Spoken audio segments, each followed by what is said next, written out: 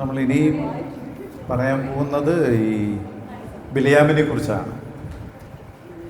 ഒരു പ്രവാചകൻ എന്തായിരിക്കരുത് എന്നുള്ളതാണ് ബിലയാമിനെ കുറിച്ച് പറയുമ്പോൾ നമുക്ക് പൊതുവിൽ ചിന്തിക്കാൻ സാധിക്കും. ഇവിടെ പത്രോസ് ബിലയാമിനെ ഒരു ഉദാഹരണം മാത്രമായിട്ടാണ് എടുത്തു പറയുന്നത്. നമുക്കറിയാം ബിലയാം ഒരു നല്ല പ്രവാചകനല്ല. നല്ല പ്രവാചകൻ എന്ന് പറഞ്ഞാൽ ഈ വേദപുസ്തകത്തിൽ അറിയപ്പെടുന്നത് ഒരു ദ്രവ്യാഗ്രഹിയായ പ്രവാചകനായിട്ടാണ്. സംഖ്യാപുസ്തകം 22-ാം അധ്യായം മുതൽ 24-ാം അധ്യായം വരെ ബിലയാം എന്നുള്ള പേര് എനിക്ക് തോന്നുന്നു ഒരു 50 പ്രാവശ്യമെങ്കിലും പറയാനുണ്ട്. ബിലയാം ബിലയാം ബിലയാം ബിലയാം. സംഖ്യാപുസ്തകം 22 മുതൽ 24 വരെ സംഖ്യാപുസ്തകത്തിൻ്റെ അതാണ് ബിലയാമിനെ കുറിച്ച് പറയുന്ന വേദഭാഗം. ഇവിടെ പത്രോസ് പറയുന്നത് ബിലയാമിൻ്റെ വഴി എന്നുള്ള ഒരു കാര്യമാണ് പറയുന്നത്. ബിലയാമിൻ്റെ വഴി സംഖ്യാപുസ്തകം 22-ാം അധ്യായം മുതൽ 24 വരെ 3 അധ്യായങ്ങൾ 22, 21, 24 ഈ 3 അധ്യായങ്ങളുമായിട്ട് 50ഓളം പ്രാവശ്യം ബിലയാം എന്ന വാക്ക് വീണ്ടും പറ്റും. പിന്നീട് വരുന്നത് ഈ പത്രോസിൻ്റെ ലേഖനത്തിലും വെളിപ്പാട് പുസ്തകത്തിലും യൂദയുടെ ലേഖനത്തിലുമാണ്. അവിടെ ബിലയാമിൻ്റെ വഴി എന്ന് പറയുന്നത് നേർവഴി വിട്ടു നടക്കുന്ന ഒരു പ്രവാചകനാണ്. നമ്മൾ പറയത്തില്ല ഈ പണത്തിന് വേണ്ടി കൈ ചൊറിഞ്ഞുകൊണ്ട് കിടക്കുന്ന പ്രവാചകൻ, പണത്തിന് വേണ്ടി കൈ ചൊറിയുന്നവരെന്ന് പറയും. അങ്ങനത്തെ ഒരാളായിരുന്നു ബിലയാം. അപ്പോൾ ദൈവം ചില കൃപകൾ അദ്ദേഹത്തിന് കൊടുത്തിരുന്നു. പക്ഷേ ആ കൃപയെ തൻ്റെ സ്വാർത്ഥ കാര്യങ്ങൾക്ക് വേണ്ടി, സാമ്പത്തിക നേട്ടത്തിന് വേണ്ടി ഉപയോഗിക്കുന്നതായിരുന്നു ബിലയാം കണ്ടതായിട്ടുള്ള അതിലെ ദൈവം കൊടുത്ത കൃപാവരത്തെ അതിനുവേണ്ടിയാണ് ബിലയാം ഉപയോഗിച്ചത്. Personal gain. ബിലയാമിൻ്റെ വഴിയെക്കുറിച്ച് പറയുന്നത് പത്രോസാണ്. അതാണ് നമ്മൾ ഈ ഭാഗത്ത് വായിക്കുന്നത്. എന്നാൽ ബിലയാമിൻ്റെ ഉപദേശത്തെക്കുറിച്ച് പറയുന്നുണ്ട് വെളിപ്പാട് പുസ്തകത്തിൽ. എന്താണ് ബിലയാമിൻ്റെ ഉപദേശം? ബാലാക്കിന് നൽകിയ ഉപദേശം എന്താണ്? ദുർനടപ്പാചരിക്കുക, വിഗ്രഹാർപ്പണം തിന്നുക. ഈ 2 കാര്യങ്ങൾ ബിലയാമിൻ്റെ ഉപദേശമായിട്ട് നമുക്കവിടെ കാണുവാനായിട്ട് സാധിക്കും.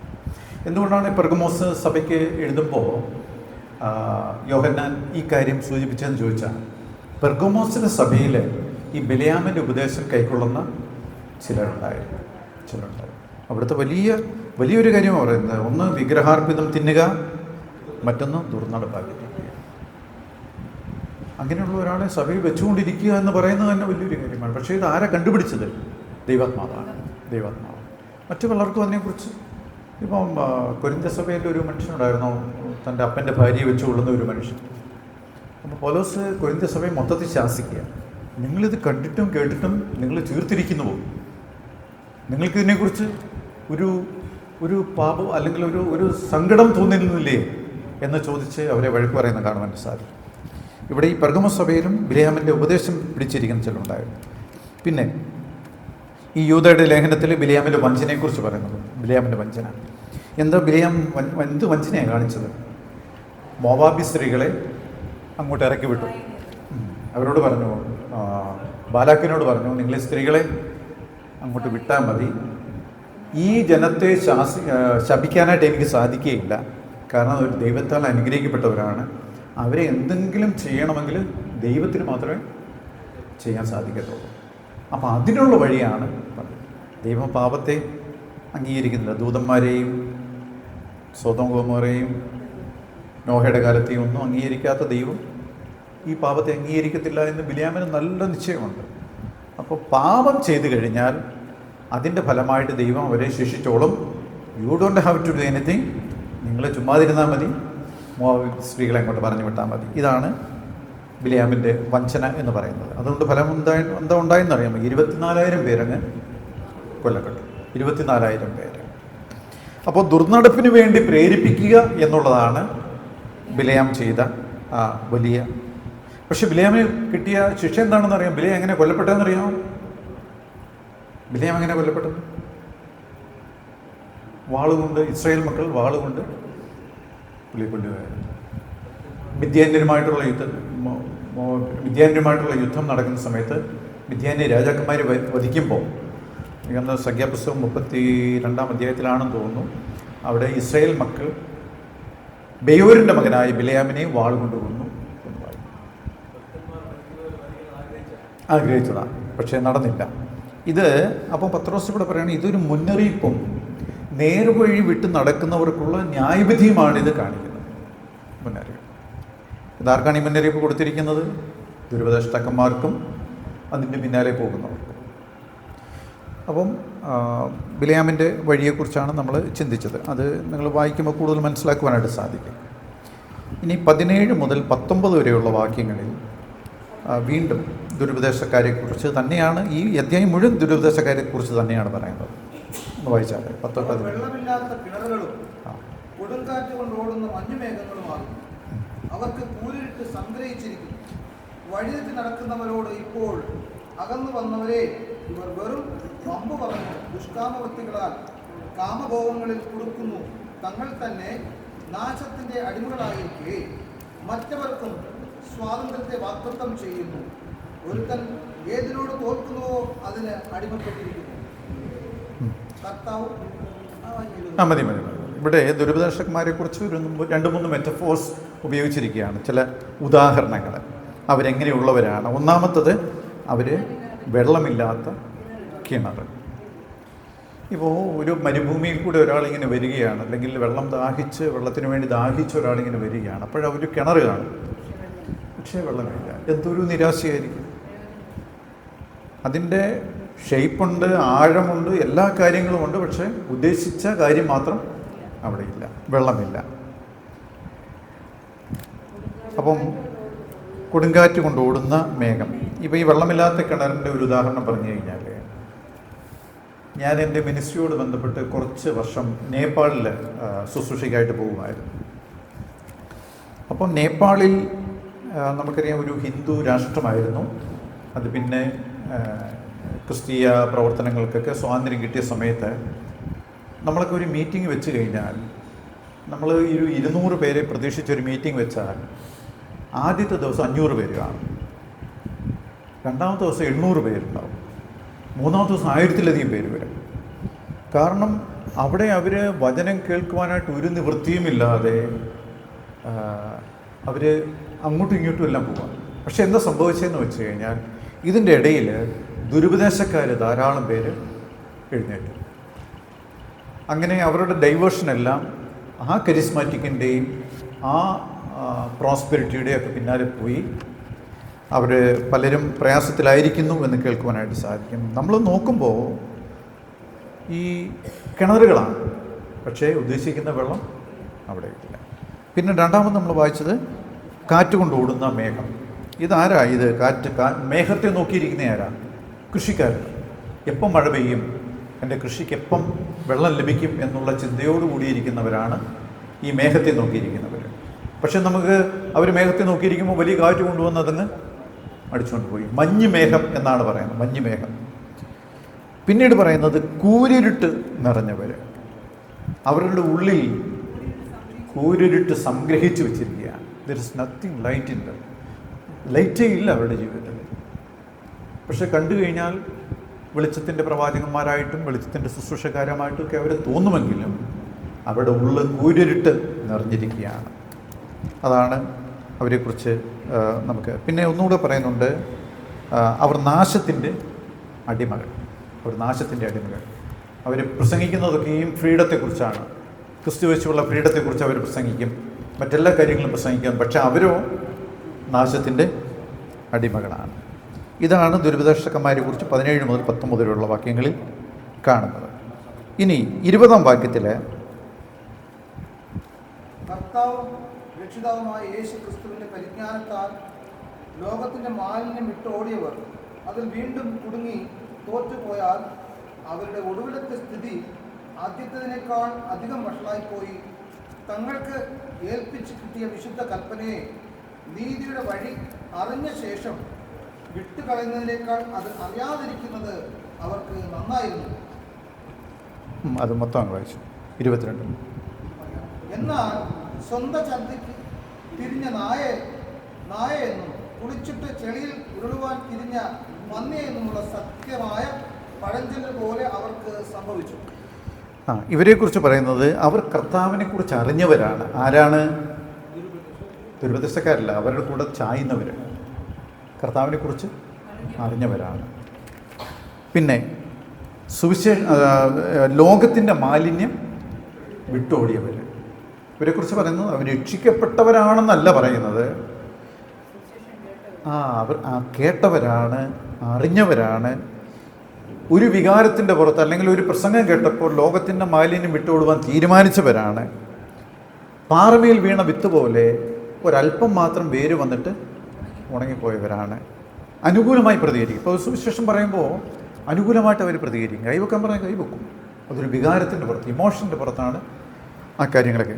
പിന്നെ മതപരമായി മാത്രം മാറ്റം വന്നവർ, പ്രത്യേകിച്ച് അങ്ങനെയുള്ള ആൾക്കാർ അക്കാലത്തുണ്ടായിരുന്നു. മതപരമായിട്ട് മാത്രം മാറ്റം വന്നവർ. ഇവരെ രക്ഷിക്കപ്പെട്ടവരല്ല. രക്ഷിക്കപ്പെട്ട ആർക്കും കർത്താവിനെ തള്ളിക്കളയുവാനായിട്ട് സാധിക്കുകയില്ല. രക്ഷിക്കപ്പെട്ട നമുക്ക് ഒരുപക്ഷെ ഒരു പാപത്തിൽ വീണു എന്ന് വരാം, ഒരു തെറ്റ് സംഭവിച്ചു എന്ന് വരാം. We are not sinless people, we should be blameless people. നമ്മളാരും പാപരഹിതമായ ഒരു ജീവിതത്തെക്കുറിച്ചല്ല പഠിപ്പിക്കുന്നത്. അത് യോഹന്നാൻ തന്നെ പറയുന്നത്, നിങ്ങൾ പാപമില്ല എന്ന് പറയുന്നെങ്കിൽ നിങ്ങളെ തന്നെ വഞ്ചിക്കണം, നിങ്ങൾ കള്ളന്മാരാണ്. അപ്പം നമ്മൾ പാപരഹിതമായ ഒരു ജീവിതത്തെക്കുറിച്ചല്ല പറയുന്നത്. പക്ഷേ ഒരു രക്ഷിക്കപ്പെട്ട ഒരാൾക്ക് യേശു കർത്താവല്ല എന്ന് പറഞ്ഞ് അവനെ തള്ളിക്കളയാൻ സാധിക്കുകയില്ല. അങ്ങനെ തള്ളിക്കളയുന്ന ആരെങ്കിലും ഉണ്ടെങ്കിൽ is not a born again Christian, is a professing Christian. ചുമ്മാ പേര് കൊണ്ട് മാത്രം, നമ്മുടെ എല്ലാവരുടെയും കൂടെ നടക്കുന്നത് കൊണ്ട് മാത്രം യേശു ക്രിസ്തുവിനെ അംഗീകരിക്കുന്നവരായിട്ടുള്ള ആൾക്കാരാണ്. ഇനി അങ്ങനെയുള്ളവരെ കുറിച്ച് പറയാനായിട്ട് 2 ഉദാഹരണങ്ങൾ, പഴഞ്ചൊല്ലുകൾ പത്രോസ് ഉപയോഗിക്കുന്നുണ്ട്. പത്രോസിൻ്റെ വാക്കുകളൊക്കെ ഭയങ്കര രസമാണ്. ഞാനിത് പഠിക്കുന്ന സമയത്ത് പത്രോസിൻ്റെ 1-ാം ലേഖനം പല പ്രാവശ്യം വായിച്ചിട്ടുണ്ടെങ്കിലും 2-ാം ലേഖനത്തിൽ ഈ കാര്യങ്ങൾ ഓരോന്നോരോന്ന് പഠിക്കുമ്പോൾ പത്രോസിൻ്റെ വാക്കുകൾ എത്ര രസമായിട്ടാണ്, അല്ലെങ്കിൽ എത്ര കർശനമായിട്ടാണ് പറയുന്നതെന്ന് നമുക്ക് കാണുന്നത്. രണ്ട് മെറ്റഫോർ, 2 ഉദാഹരണങ്ങൾ, അതായത് 22-ാം അധ്യായത്തിൽ 22-ാം വാക്യത്തിൽ ഒന്ന് നായി, മറ്റൊന്ന് പന്നി. യഹൂദന്മാർക്ക് ഇഷ്ടമല്ലാത്ത 2 മൃഗങ്ങളുണ്ടെങ്കിൽ ഒന്ന് പന്നി, നായി. പന്നിയൊന്നും വളർത്താൻ യാതൊരു വിധമായിട്ട് പെർമിഷൻ അവർക്കില്ല. അതുപോലെ പട്ടിയെക്കുറിച്ചും നായെക്കുറിച്ചും അതൊരു ക്ലീനാക്കുന്ന, പരിസരം ക്ലീനാക്കുന്ന ഒരു മൃഗമായിട്ടാണ് പട്ടിയെയും അവർ കണ്ടിരിക്കുന്നത്. പക്ഷെ ഇവിടെ പറയുന്നത് ഒരു നായ, സ്വന്തം ഛർദിക്ക് തിരിഞ്ഞ നായ. എന്താണ് അതിൻ്റെ അർത്ഥം? ഒരു നായ എപ്പോഴാണ് ഛർദിക്കുന്നത്? വയറിന് എന്തെങ്കിലും പ്രോബ്ലം വരിക, സിക്ക് ഡോഗ്, ഒരു സുഖമില്ലാത്ത പട്ടിയാണ് ഛർദിച്ചത്. അതിൻ്റെ വയറ്റിൽ എന്തോ പോയി, അത് പ്രോബ്ലം ഉണ്ടായിക്കൊണ്ടിരിക്കുവാണ്, അത് ഛർദിച്ചു. പിന്നെ കുറച്ച് കഴിയുമ്പോൾ നോക്കുമ്പോൾ വാട്ടെവർ എന്താണ് പ്രോബ്ലം ഉണ്ടാക്കിയത് അതിനെ വീണ്ടും എടുക്കുന്നു. പല ആൾക്കാരുടെയും അവസ്ഥ ഇങ്ങനെയാണെന്ന് പത്രോസ് പറയുക. അവർക്ക് പ്രോബ്ലം ഉണ്ടാക്കിയിരിക്കുന്ന ലോകവും ലോകത്തിൻ്റെ പ്രശ്നങ്ങളും അതുപോലെയുള്ള മറ്റ് ജഡീക ഇമ്പങ്ങളും ഒക്കെ കളഞ്ഞെങ്കിലും വീണ്ടും എടുക്കുന്നു. എ സിക്ക് ഡോഗ് എന്ന് പറഞ്ഞ പോലെ അതിലേക്ക് വീണ്ടും തിരിയുക. അതൊരു ഇൻറ്റേർണലാണത്. എന്നാൽ പന്നിയെക്കുറിച്ച് പറയുന്നത് ഒരു എക്സ്റ്റേണലാണ്. പന്നിയെ കുളിപ്പിച്ചിട്ട് കുറച്ച് കുളിപ്പിച്ചു, നല്ല വൃത്തിയായി. അതിൻ്റെ നേച്ചർ മാറ്റാനായിട്ട് സാധിക്കുക. ആ പന്നിയുടെ സ്വഭാവം എന്ന് പറഞ്ഞാൽ ചെളി കിടക്കുക. നമുക്ക് ഇവിടെ ഒന്നും പന്നി ഇല്ലാത്തതുകൊണ്ട് നമുക്ക് അറിയത്തില്ല. പക്ഷേ ചെന്നൈയിൽ പല ഭാഗത്ത് വന്നു കഴിഞ്ഞാൽ എൻ്റെ പിന്നെ ഈ പന്നിയൊക്കെ ഇങ്ങനെ ഇതിനകത്ത് കിടക്കുന്നേ, ചെളി അഴുക്കെന്ന് പറഞ്ഞാൽ അത്ര അങ്ങനെ കിടക്കുന്ന പന്നികൾ നമ്മളതിനെ കുളിപ്പിച്ച് റോഡിട്ട വീണ്ടും വിതിൻ നോ ടൈം അത് വീണ്ടും ചെളിയിൽ കിടക്കും. ഈ 2 മൃഗങ്ങൾക്കും അവിടെ നേച്ചർ മാറ്റാനായിട്ട് സാധിക്കുക. അതുകൊണ്ട് തന്നെ ഈ നേച്ചർ ഇവരുടെ ഈ തന്ത്രങ്ങളിൽ കുടുങ്ങി ഇങ്ങനെ പോകുന്നവർക്ക് അവരുടെ ജീവിതത്തിൽ നേച്ചറിനൊന്നും വ്യത്യാസം വന്നിട്ടില്ല. Still they are natural people, പ്രാകൃതന്മാരാണ്. സഭയിലെ 2 വിധം ആൾക്കാരുണ്ട്. ഒന്ന് ജഡീകന്മാരും ആത്മീകന്മാരും, മറ്റൊന്ന് നാച്ചുറൽ മൈൻഡ്സ്, അവർ പ്രാകൃതന്മാർ, രക്ഷിക്കപ്പെട്ടവരല്ല. ഇപ്പോൾ ഇവരുടെയും നേച്ചറിലൊന്നും യാതൊരു വ്യത്യാസമില്ല. ഒരു ഇൻറ്റേർണൽ ചേഞ്ച് അവരുടെ ഹൃദയങ്ങളിൽ ഉണ്ടായിട്ടില്ല. അതാണ് അവിടെ 2 കാര്യങ്ങൾ പത്രോസ് പറയുന്നത്. നമ്മൾ ഈ ദുരുപദേഷ്ടക്കന്മാരെ കുറിച്ച് പഠിക്കുമ്പോൾ ഇന്ന് നമുക്ക് ഒത്തിരി മെറ്റീരിയൽസ് അവൈലബിളാണ്. ഈ ഗൂഗിൾ തുറന്ന് നോക്കിക്കഴിഞ്ഞാൽ ഒരുപാട് കമൻട്രീസ്, ഒരുപാട് ലേഖനങ്ങൾ, അങ്ങനെയുള്ള പല കാര്യങ്ങളും ഗൂഗിളിൽ അവൈലബിളാണ്. ഞാൻ ബൈബിൾ കോളേജ് പഠിക്കും, ഞാൻ പറഞ്ഞില്ലേ ഇപ്പോൾ ഒരു 32 വർഷം മുമ്പ് 35 വർഷം മുമ്പ് ഞാൻ ബൈബിൾ കോളേജ് പഠിക്കുമ്പോൾ ഞങ്ങൾക്ക് ആകെ കൂടിയുള്ളത് അധ്യാപകർ പഠിപ്പിക്കുന്നതല്ലാതെ ഒരു ലൈബ്രറി ഉണ്ട്. നമുക്കിവിടെ ഒരു നല്ലൊരു ലൈബ്രറി ഉണ്ട്. ആ ലൈബ്രറിയിൽ പോയിരുന്ന് ബുക്കുകളെടുത്ത് പഠിക്കുക എന്നുള്ളതായിരുന്നു അന്നത്തെ പ്രധാനപ്പെട്ട കാര്യങ്ങൾ. ഇന്നങ്ങനെയല്ല. ഇന്ന് ആരും പുസ്തകങ്ങൾ വായിക്കുന്നുമില്ല. ഇപ്പോൾ ഈവൻ ഒരു ചർച്ചിലൊരു മെസ്സേജ് കൊടുക്കണമെങ്കിൽ പോലും ശനിയാഴ്ച വൈകുന്നേരം വേഗം വന്നിരുന്ന് ഗൂഗിളിലെടുത്ത് അടിച്ചു കഴിഞ്ഞാൽ കിട്ടും. ഇപ്പോൾ AI കാലമാണ്. ഒരു മെസ്സേജ് വേണമെന്ന് പറഞ്ഞു കഴിഞ്ഞാൽ, കർത്താവിൻ്റെ കൃപയെക്കുറിച്ചൊരു മെസ്സേജ് വേണമെന്ന് പറഞ്ഞാൽ വിത്ത് പോയിൻ്റ് എല്ലാം ചേർത്ത് AI തരും, ആർട്ടിഫിഷ്യൽ ഇൻ്റലിജൻസ്. അപ്പോൾ നമ്മൾ ഈ ദുരുപദേശങ്ങളോട് എതിർത്ത് നിൽക്കണമെങ്കിൽ എന്താണ് ശരി, എന്താണ് തെറ്റ് എന്നുള്ള വിവേചനം നമുക്കുണ്ടാകണം. ഇന്ന് അനേക ദുരുപദേശക്കാരുണ്ട്. ഞാൻ ഒരു 10-15 വർഷം മുമ്പ് ഞാൻ ഒരു ദിവസം വീട്ടിലിരിക്കുമ്പോൾ ചെന്നൈയിൽ നല്ലതായിട്ട് ഡ്രസ്സ് ധരിച്ച് വെള്ള ഉടുപ്പും വെള്ള പാൻറ്റും ധരിച്ച് 2 അമേരിക്കക്കാർ, സായിപ്പന്മാർ, ചെറുപ്പക്കാർ, മേ ബി ഒരു 20-25 ഇയേഴ്സ് പ്രായമുള്ളവർ വീട്ടിലേക്ക് വന്നു. എന്നോട് പറഞ്ഞു, we are from a particular church. ഞാൻ ഇതുവരെ അങ്ങനെയുള്ള ആൾക്കാരെ കണ്ടിട്ടില്ല. അപ്പം ഞാൻ അവരോട് ചോദിച്ചു, എന്താണ് നിങ്ങൾ, ജസ്റ്റ് വാണ്ട് ടു ഷെയർ, എന്തെങ്കിലും ഒന്ന് പറയാനായിട്ട് താല്പര്യപ്പെടുകയാണ്. ഞാൻ പറഞ്ഞോളൂ എന്ന് പറഞ്ഞു. പിന്നെ കുറേ കാര്യങ്ങൾ ബൈബിളിൽ നിന്നൊക്കെ പറഞ്ഞു. ഒടുവിൽ അവർ പറഞ്ഞു, വി ഹാവ് 1 more ബൈബിൾ, ഒരു ബൈബിളും കൂടെ ഞങ്ങളുടെ കയ്യിലുണ്ട്. അപ്പം ഞാൻ ചോദിച്ചു, നിങ്ങൾ ഏത് ഗ്രൂപ്പാണ്? അപ്പോൾ ഇവർ ഈ മോർമോൺസ് എന്ന് പറയുന്ന ഒരു ഗ്രൂപ്പാണ്. കേട്ടിട്ടുണ്ടോ മോർമോൺസ്? കേട്ടിട്ടുണ്ടോ? അതിൻ്റെ ഒരു പ്രധാനപ്പെട്ട ആൾ നമ്മുടെ ഒരു ജോസഫ് സ്മിത്ത് എന്ന് പറഞ്ഞ ഒരാളാണ് പ്രധാനപ്പെട്ട ആൾ. അവർ ഈ ബൈബിളിനെ എതിർക്കുന്നില്ല, ഈ ബൈബിൾ തെറ്റാണെന്ന് അവർ പറയുന്നില്ല. പക്ഷേ ഇതിൻ്റെ കൂടെ അവരുടെ ബൈബിളിനോട് ചേർത്താണ് പഠിപ്പിക്കുന്നത്. ഞാൻ പറഞ്ഞു, ഐ ബിലീവ് ദിസ് ബൈബിൾ, ഈ ബൈബിളിൽ നിന്ന് നിങ്ങൾക്ക് വല്ലതും പറയാനുണ്ടോ എന്ന് ചോദിച്ചു. അപ്പോൾ പറഞ്ഞു, കുറച്ച് നേരം സംസാരിച്ച് കഴിഞ്ഞപ്പോൾ അവർക്ക് മനസ്സിലായി ഇത് നടക്കില്ല, ഇവിടെ പോകത്തില്ല. കുറച്ച് കഴിഞ്ഞപ്പോൾ ബൈ പറഞ്ഞവർ പോയി. അപ്പം എനിക്കിപ്പോൾ മോർമോൺസിനെ കുറിച്ചോ അവരുടെ ഉപദേശങ്ങളെക്കുറിച്ചോ ഒന്നും കാര്യമായിട്ട് ഒന്നും അറിയത്തില്ല.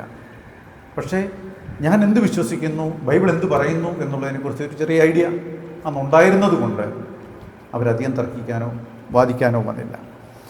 അപ്പോൾ ഈ 2-ാം അധ്യായത്തിൽ പറഞ്ഞിരിക്കുന്ന ഈ ദുരുപദേശക്കാർ, അവരെക്കുറിച്ചുള്ള മുന്നറിയിപ്പ്, അവർക്ക് വരുവാൻ പോകുന്ന ന്യായവിധിയുടെ ആ ഭീകരത കണ്ടില്ലേ? ദൂതന്മാരെ അന്ധതമസിന് ഇട്ടിരിക്കുകയാണ് ന്യായവിധിക്ക് വേണ്ടി. ജലപ്രളയത്തിൽ ഒരു വലിയ സമൂഹം, ലോകം മുഴുവൻ നശിച്ചു പോയി. 3-ാമതായിട്ട് സോദോം ഗൊമോറ, ഇതേ ന്യായവിധിയാണ് ഇവർക്കും വരാൻ പോകുന്നത് എന്നുള്ള ഒരു മുന്നറിയിപ്പാണ് 2-ാം അധ്യായത്തിൽ പറഞ്ഞിരിക്കുന്നത്. വേഗത്തിൽ നമുക്ക് മുമ്പോട്ട് പോകാം. 3-ാം അധ്യായം ആരംഭിക്കുന്നത് നേരത്തെ നമ്മൾ പറഞ്ഞ പോലെ ഇത് എൻ്റെ 2-ാമത്തെ ലേഖനമാണല്ലോ എന്ന് പറഞ്ഞുകൊണ്ടാണ് 3-ാം അധ്യായം ആരംഭിക്കുന്നത്. ഒന്നാം വാക്യം.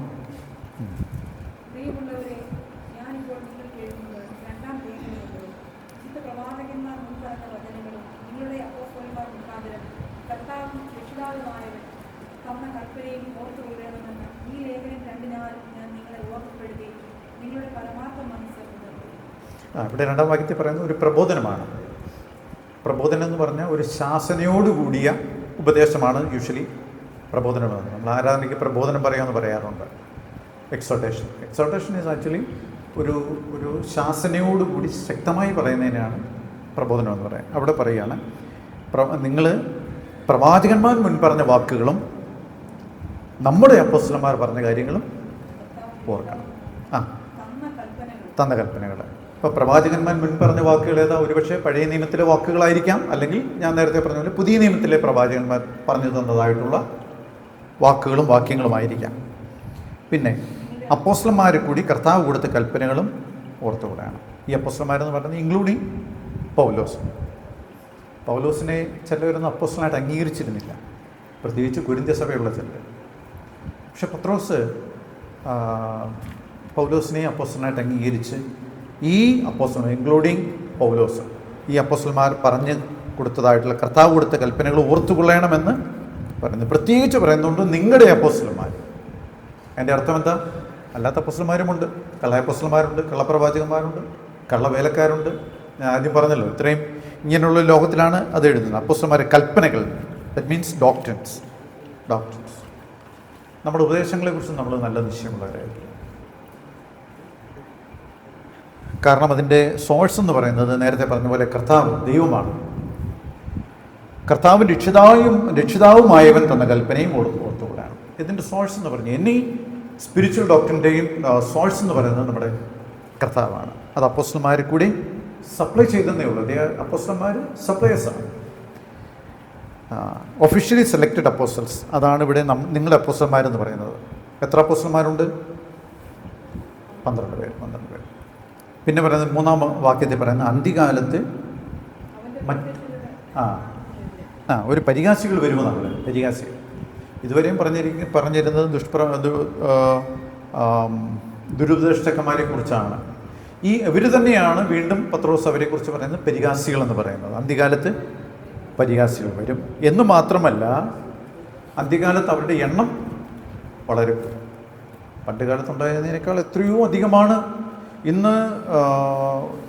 ഇന്ന് കൊച്ചു പിള്ളേർ വരെ, നമ്മൾ ഇപ്പം TV ഷോസൊക്കെ എടുത്ത് നോക്കിക്കഴിഞ്ഞാൽ കൊച്ചു പിള്ളേർ വരെ ദൈവമില്ല എന്ന് പറയുന്ന ഒരു ഫാഷനായിട്ട് കൊണ്ടു നടക്കുന്ന ഒരു കാര്യമായിട്ട് വരാറുണ്ട്. ഞാൻ പറഞ്ഞല്ലോ, ഒരുപാട് പേര് അന്ത്യകാലത്ത് ഫോൾസ് ടീച്ചേഴ്സ്, പരിഹാസികൾ വരുമെന്ന് മാത്രമല്ല അവരുടെ എണ്ണം കൂടുകയും ചെയ്യും.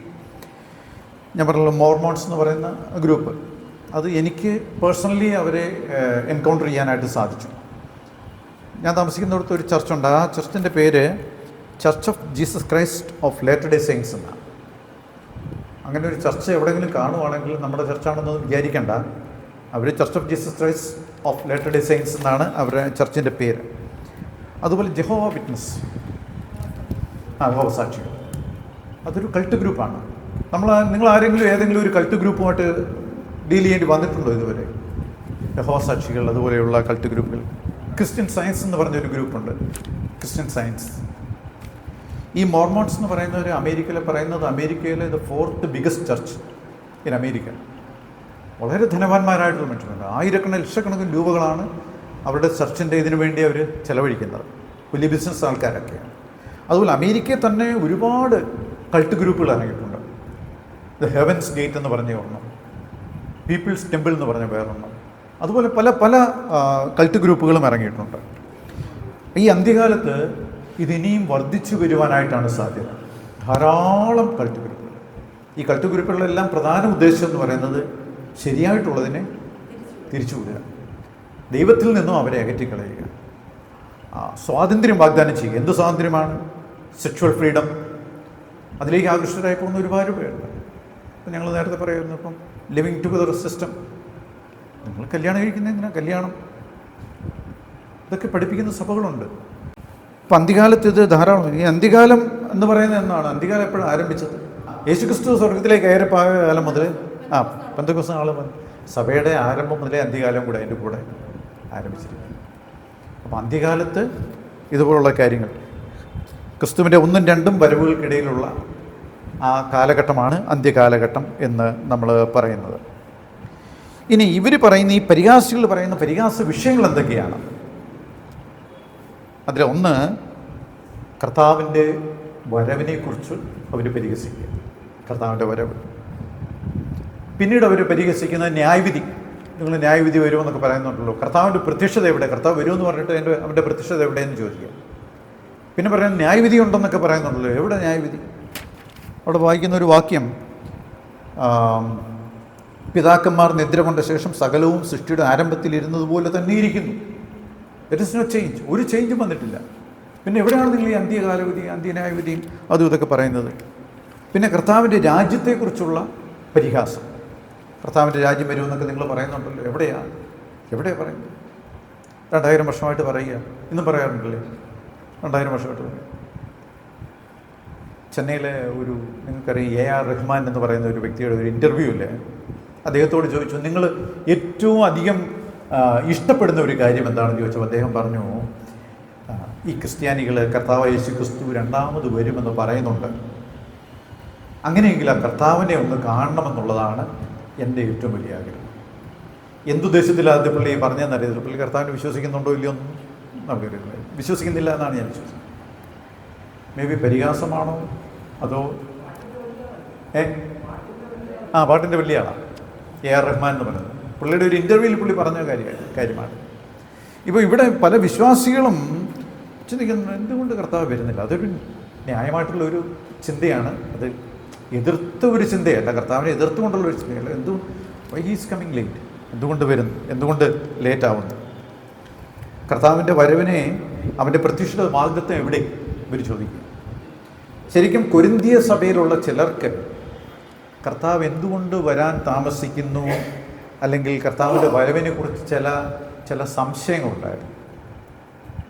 14-15 അധ്യായങ്ങൾ പൗലോസ് എഴുതുമ്പോൾ ഈ സംശയമുള്ളവരെ മനസ്സിൽ വെച്ചുകൊണ്ടായിരുന്നു. 14-15 അധ്യായങ്ങൾ, 1 കൊരിന്ത്യർ 14-15. എന്നാൽ തെസ്സലോനിക്കയുള്ളവർക്ക് ഒരു ചെറിയ കൺഫ്യൂഷൻ ഉണ്ടായിരുന്നു കർത്താവിൻ്റെ വരവിനെ കുറിച്ച്. ഇപ്പോൾ ഉടനെ വരുമെന്നുള്ളൊരു കൺഫ്യൂഷൻ. ഒന്നാമത്തെ ലേഖനം എഴുതി കഴിഞ്ഞപ്പോൾ അവർ വിചാരിച്ചു ഇപ്പോൾ ഉടനെ വരുമായിരിക്കും. എന്നാൽ ഇവിടെ പറയുന്ന ഈ പരിഹാസികൾക്ക് കൺഫ്യൂഷനോ സംശയമോ അല്ല, ദേ ആർ ജസ്റ്റ് ഡിനൈയിങ് ഇറ്റ്, നിരാകരിക്കുകയാണ്. കർത്താവിൻ്റെ വരവ് ഉണ്ടാവില്ല എന്ന് വളരെ വ്യക്തമായിട്ട് നിരാകരിക്കുക. ഞാൻ മുമ്പൊരു ശുശ്രൂഷ ചെയ്തുകൊണ്ടിരിക്കുന്ന സമയത്ത് ഒരു സഭാ ശുശ്രൂഷകൻ, ഞാൻ സഭയോ പേരോ ഒന്നും പറയാൻ ഉദ്ദേശിക്കുന്നില്ല, അദ്ദേഹം തൻ്റെ പ്രസംഗത്തിൽ, സഭയിൽ ഞായറാഴ്ച തൻ്റെ പ്രസംഗത്തിൽ പറയുകയാണ്, നിങ്ങൾ കർത്താവ് വരും എന്നൊന്നും വിചാരിച്ച് കാത്തിരിക്കുകയൊന്നും വേണ്ട, അതൊന്നും നടക്കാൻ പോകുന്നില്ല. പുള്ളിയുടെ ലിബറൽ തിയോളജി എന്തോ പഠിച്ചിട്ട് വന്ന ഒരു സഭാ ശുശ്രൂഷകനാണ്. എനിക്ക് വളരെ നന്നായിട്ട് അറിയാവുന്ന ഒരു വ്യക്തിയാണ്. ഞാൻ ഒരു സഭയുടെയും പേര് പറയാനായിട്ട് ഉദ്ദേശിക്കുന്നില്ല. പക്ഷേ it is happening even now. Even സഭകളിൽ പോലും അതിനെക്കുറിച്ച് പഠിപ്പിക്കുന്നുണ്ട്. ഇവിടെ കർത്താവിൻ്റെ വരവിനെ നിരാകരിക്കുകയാണെങ്കിൽ അതിൻ്റെ അർത്ഥം എന്താണെന്ന് അറിയാമോ? നമ്മുടെ പ്രത്യാശയെ നമ്മൾ ചോദ്യം ചെയ്യുന്നത് നമ്മുടെ പ്രത്യാശയാണ്. നമ്മുടെ പ്രത്യാശ എന്ന് പറയുന്നത് കർത്താവ് വരുമെന്നുള്ളതാണ് നമ്മുടെ പ്രത്യാശ. ഇപ്പം ഈ പ്രത്യാശ ചോദ്യം ചെയ്താൽ നമ്മൾ പ്രത്യാശയില്ലാത്ത മറ്റുള്ളവരെ പോലെയായി. നമുക്ക് പ്രത്യാശയില്ലെങ്കിൽ പിന്നെ നമ്മൾ മറ്റുള്ളവരെ പോലെ. എന്ത് വ്യത്യാസം? പൗലോസ് പറയുന്നു, കർത്താവ് ഉയർത്തെഴുന്നേറ്റില്ല, നമ്മൾ ഉയർക്കുന്നില്ല എന്ന് പറയുകയാണെങ്കിൽ എൻ്റെ പ്രസംഗം വ്യർത്ഥം, കർത്താവ് എല്ലാം വ്യർത്ഥം, ഈ സഭയും വ്യർത്ഥം, എല്ലാം വ്യർത്ഥം. അപ്പോൾ ഇവിടെ ഈ സമൂഹം കർത്താവിൻ്റെ വരവിനെ ഡിനേ ചെയ്യുകയാണ്, പ്രത്യാശ ചോദ്യം ചെയ്യുകയാണ്. പിന്നീട് ന്യായവിധിയെ പരിഹസിക്കുകയാണ്. കർത്താവിൻ്റെ ന്യായവിധി, ദൈവം ന്യായവിധി നടത്തുമെന്ന് പറയുന്നതിനെ പരിഹസിക്കുക. അപ്പോൾ അവർ പറയുന്നത് എല്ലാം സൃഷ്ടിയുടെ ആരംഭത്തിൽ ഇരുന്നതുപോലെ തന്നെ ഇരിക്കുന്നു. ഇങ്ങനെ പറയുന്ന ഒരു ഗ്രൂപ്പുണ്ട് കേട്ടോ, നിങ്ങൾ കേട്ടിട്ടുണ്ടോയെന്ന് അറിയത്തില്ല. യൂണിഫോമിറ്റേറിയനിസം എന്ന് പറയുന്ന ഒരു ഗ്രൂപ്പുണ്ട്. അവർ പറയുന്നത് there is no divine intervention in the history. നമ്മുടെ ചരിത്രത്തിൽ ദൈവം ഈ കാര്യങ്ങളൊന്നും ഇടപെട്ടിട്ടില്ല, ദൈവം ഇടപെടുത്തുമില്ല എന്ന് പറയുന്ന ഒരു സെറ്റപ്പ് പീപ്പിൾ, അവരാണ് യൂണിഫോമിറ്റേറിസം എന്ന് പറയുന്നത്. എന്നാൽ നമ്മൾ ശരിക്കും നോക്കിക്കഴിഞ്ഞാൽ ഓരോ ന്യായവിധി കഴിയുമ്പോഴും ലോകത്തിൽ അതിൻ്റേതായിട്ടുള്ള വ്യത്യാസമുണ്ട്, ഭൂമിയിൽ അതിൻ്റെ വ്യത്യാസമുണ്ട്. ഇപ്പം ജലപ്രളയമുണ്ടായി നോഹയുടെ കാലത്ത്. ഇന്ന് വരെ ലോകം കണ്ടിട്ടുള്ള ഏറ്റവും വലിയ ജലപ്രളയമാണ് നോഹയുടെ കാലത്തുണ്ടായത്. ആ ജലപ്രളയത്തിൽ എന്തൊക്കെയാണ് സംഭവിച്ചത്? ആകാശത്തിൻ്റെ കിളിവാതിലുകളെ തുറന്നു, ആഴിയുടെ ഉറവുകൾ തുറന്നു എന്നാണ് ഇന്ന് പല സയൻറ്റിസ്റ്റുകളും, ക്രിസ്ത്യൻ സയൻറ്റിസ്റ്റുകൾ പറയുന്നത്. അക്കാലത്ത് ഈ ആഴിയുടെ ഉറവുകളൊക്കെ തുറന്നപ്പോൾ ഭൂമിക്കടിയിലുള്ള വെള്ളം മുഴുവൻ മുകളിലേക്ക് വന്നു, മീതിയുള്ള വെള്ളം മുഴുവൻ താഴേക്ക് വന്നു. ഏകദേശം 150 വർഷം, മലയാളം ബൈബിളിൽ 150 ദിവസത്തോളം ഭൂമിയിൽ വെള്ളം പൊങ്ങിക്കൊണ്ടിരുന്നു എന്നാണ് വായിക്കുന്നത്. അപ്പോൾ എവിടെ നിന്നാണ് ഈ വെള്ളം വന്നത്? ഭൂമിയിൽ. ഇത് ഭൂമിയിൽ വളരെ വ്യത്യാസങ്ങൾ ഉണ്ടാക്കിയിട്ടുണ്ട്. മലകളുണ്ടാകുവാൻ, താഴ്വരകളുണ്ടാകുവാനൊക്കെ അത് കാരണമായി തീർന്നിട്ടുണ്ട് എന്ന് ക്രിസ്ത്യൻ സയൻറ്റിസ്റ്റുകൾ പറയുന്നുണ്ട്. അതുപോലെ പത്രോസ് ഇവിടെ പറയുന്ന ഈ പരിഹാസികൾക്ക് ഓരോ വിഷയങ്ങളുടെ മേലും നൽകുന്ന മറുപടിയാണ് നമുക്കിവിടെ കാണുവാനായിട്ട് സാധിക്കുന്നത്. അത് പത്രോസ് പറയുന്ന ഭൂമി എപ്പോഴും ഇതുപോലെ ഇരിക്കുകയില്ല, എല്ലാ കാലത്തും ഭൂമി ഇതുപോലെ ഇരിക്കത്തില്ല. ഞാൻ പറഞ്ഞല്ലോ, ഈ ജലപ്രളയം നമ്മൾ ഈ ഉൽപ്പത്തി പുസ്തകം 1-ാം അധ്യായം പഠിക്കുമ്പോൾ അവിടെ ഓരോ സൃഷ്ടിപ്പ് നടന്നതിന് ശേഷം ദൈവം പറയുന്നുണ്ട് ഇത് ദൈവം നല്ലതെന്ന് കണ്ടു. എല്ലാത്തിനും പറയുന്നുണ്ടോ? എല്ലാ കാര്യങ്ങളും സൃഷ്ടിച്ചപ്പോൾ പറയുന്നുണ്ടോ? ഇല്ല. ഏതോ ഒരെണ്ണത്തിനില്ലല്ലേ? മനുഷ്യനെ സൃഷ്ടിച്ചത് വളരെ നല്ലതെന്ന് കണ്ടു എന്നാണ് പറയുന്നത്. അവിടെ പറയുന്നത് 2-ാമത്തെ ദിവസം ദൈവം സൃഷ്ടിച്ചത് വിധാനം, വെള്ളം. നമ്മളത് വായിച്ചു കഴിഞ്ഞാൽ അവിടെ ആ 1-ാം അധ്യായത്തിൻ്റെ 6-ാം വാക്യം, ദൈവം വെള്ളങ്ങളുടെ മധ്യ ഒരു വിധാനമുണ്ടാകട്ടെ, അത് വെള്ളത്തിനും വെള്ളത്തിനും തമ്മിൽ വേർപിരിവായിരിക്കട്ടെ എന്ന് കൽപ്പിച്ചു. വിധാനമുണ്ടാക്കിയിട്ട് ദൈവം വിധാനത്തിലുള്ള വെള്ളവും വിധാനത്തിന് മീതിയുള്ള വെള്ളവും തമ്മിൽ വേർപിരിച്ചു. അങ്ങനെ സംഭവിച്ചു. ദൈവം വിധാനത്തിന് ആകാശം എന്ന് പേരിട്ടു. സന്ധ്യാവിഷസായി 2-ാം ദിവസം. ഇവിടെ നല്ലതെന്ന് പറയുന്നില്ല. എന്തുകൊണ്ടാണ് നല്ലതെന്ന് പറയാത്തത്? ഒരുപക്ഷേ ഞാൻ വിശ്വസിക്കുന്നത് ഈ ഒരു ജലപ്രളയത്തെ ദൈവം മുന്നിൽ കണ്ടുകൊണ്ടായിരിക്കാം. അത് ദൈവത്തിൻ്റെ ഹൃദയത്തിന് ഭാരമായിട്ടുള്ള ഒരു കാര്യമായിരിക്കും. മനുഷ്യവർഗത്തെ മുഴുവൻ നശിപ്പിക്കുക എന്നുള്ളത് ദൈവത്തിന് അതിനുവേണ്ടി ഈ വിധാനത്തിൻ്റെ കീഴിലുള്ള വെള്ളവും വിധാനത്തിന് മീതെയുള്ള വെള്ളവും എന്ന് പറയാം. ഇത് രണ്ടുമാണ് ജലപ്രളയം സംഭവിച്ചപ്പോൾ ഉണ്ടായത്. ഭൂമിക്കടിയിലുള്ള വെള്ളം മേളിലേക്ക് വന്നു, വിധാനത്തിൽ നിന്നുണ്ടായിരുന്ന വെള്ളം താഴേക്ക് വന്നു. അപ്പം പത്രോസ് പറഞ്ഞുകൊണ്ട് വരുന്നത് ഒരിക്കലും ഈ ഭൂമി ഇതുപോലെ ആയിരിക്കത്തില്ല, ഒരുപോലെ ആയിരിക്കത്തില്ല. പരിഹാസികൾക്ക് നൽകുന്ന ഒരു മറുപടിയാണത്. ദൈവത്തിൻ്റെ സൃഷ്ടിപ്പിനെക്കുറിച്ച് പറയുന്നുണ്ട്. ഭൂമിയും പണ്ട് ദൈവത്തിൻ്റെ വനത്തിൽ ഉളവായി. ഇത് ദൃശ്യപ്രപഞ്ചം, നമ്മളീ കാണുന്ന പ്രപഞ്ചം, ഇതൊക്കെയും മാറിപ്പോകും. ഇന്നിതിങ്ങനെയാണ്, പക്ഷെ ഒരു കാലത്ത് അങ്ങനെ ആയിരുന്നില്ല. ആദ്യം ദൈവം ആകാശം ഭൂമി സൃഷ്ടിച്ചപ്പോൾ ഭൂമി ശൂന്യമായും പാഴായും കിടന്നു. പിന്നെ 6 ദിവസം കൊണ്ട് ദൈവം സൃഷ്ടിപ്പെല്ലാം നടത്തി നമ്മളീ കാണുന്ന ദൃശ്യപ്രപഞ്ചം ഉണ്ടായി. പക്ഷേ പത്രോസ് പറയുന്നത് ഇതിങ്ങനെ ആയിരിക്കത്തില്ല. അതിനുശേഷമാണ് പ്രളയമുണ്ടായത്. പ്രളയത്തോടുകൂടി ചെറിയ വ്യത്യാസങ്ങളൊക്കെ ഭൂമിയിലുണ്ടായി. ഇനിയിപ്പോൾ പറയാം, ദൈവത്തിൻ്റെ ന്യായവിധി വീണ്ടും വരാൻ പോവുകയാണ്. ഇതേ ഭൂമി തീക്കായി സൂക്ഷിച്ചിരിക്കുന്നു. തീക്കായി സൂക്ഷിച്ചിരിക്കുന്നു എന്ന് പറയുന്നത് തീയുണ്ട്, വെന്ത് അതിൻ്റെ അവസ്ഥയ്ക്കും വ്യത്യാസം വരും.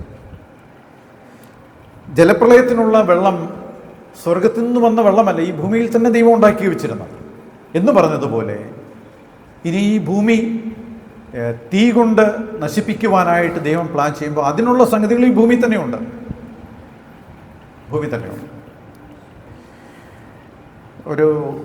ഒരാൾ പറഞ്ഞു, ഒരു വാൾനറ്റിൻ്റെ വലിപ്പത്തിലുള്ള യുറേനിയം, റേഡിയോ ആക്റ്റീവ് പദാർത്ഥമാണ് യുറേനിയം. ഒരു വാൾനറ്റിൻ്റെ വലിപ്പത്തിലുള്ള ഇത്രയും ചെറിയൊരു യുറേനിയത്തിന് ന്യൂയോർക്ക് പോലുള്ള ഒരു സിറ്റിയെ 4 ദിവസം അതിന് വേണ്ട വൈദ്യുതി ഉണ്ടാക്കാനായിട്ട് ഇതുകൊണ്ട് സാധിക്കും. ഇത്രയും സാധനത്തിൽ റേഡിയോ ആക്റ്റീവ് മൂലകമാണത്, യുറേനിയം എന്ന് പറയുന്നത്. അങ്ങനെയെങ്കിൽ ഈ ഭൂമിക്കടിയിലോട്ട് നോക്കിയാൽ എന്തുമാത്രം യുറേനിയം, പ്ലൂട്ടോണിയം, തോറിയം ഇതുപോലെയുള്ള മൂലകങ്ങളുണ്ട്. ഇതെല്ലാം ഒന്നും വേണ്ട ഈ ഭൂമിയെ ചുട്ടരിക്കാനായിട്ട്. അപ്പം ഈ തീയാൽ ശുദ്ധീകരിക്കപ്പെടുവാനായിട്ടുള്ള സംഗതിയും ഇവിടെ തന്നെ ഉണ്ടാക്കി വെച്ചിട്ടുണ്ട്.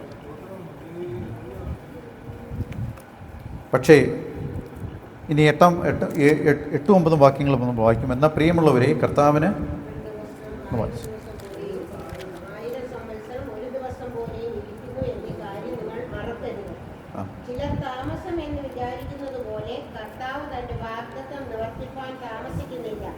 ആരും നശിച്ചു പോകാതെ എല്ലാവരും മാനസാന്തരപ്പെടുവാൻ അവൻ ഇച്ഛിച്ചു നിങ്ങളോട് ദീർഘക്ഷമ കാണിക്കുന്നതേ ഉള്ളൂ.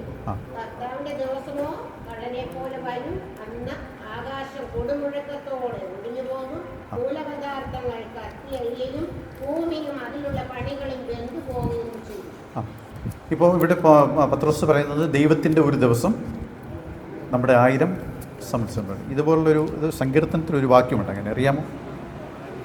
സങ്കീർത്തനം 90:4, 1000 സംവത്സരം നിന്റെ ദൃഷ്ടിയിൽ ഇന്നലെ കഴിഞ്ഞുപോയ ഒരു ദിവസം പോലെയും രാത്രിയിലെ ഒരു യാമം പോലെയും ഇരിക്കുന്നു. അപ്പോൾ ദൈവത്തിൻ്റെ ഒരു 1000 സംവത്സരം എന്ന് പറയുന്നത് ഒരു യാമം എന്ന് പറഞ്ഞാൽ 3 മണിക്കൂറാണ് ഒരു യാമം. അതുപോലെ ഇന്നലെ കഴിഞ്ഞുപോയ ഒരു ദിവസം പോലെ ഇരിക്കുന്നു. ഇവിടെ ദൈവം കാലത്തിന് അതീതനാണ് എന്ന് പറയുവാനായിട്ടാണ് പത്രോസ് ഈ കാര്യങ്ങൾ പറയുന്നത്.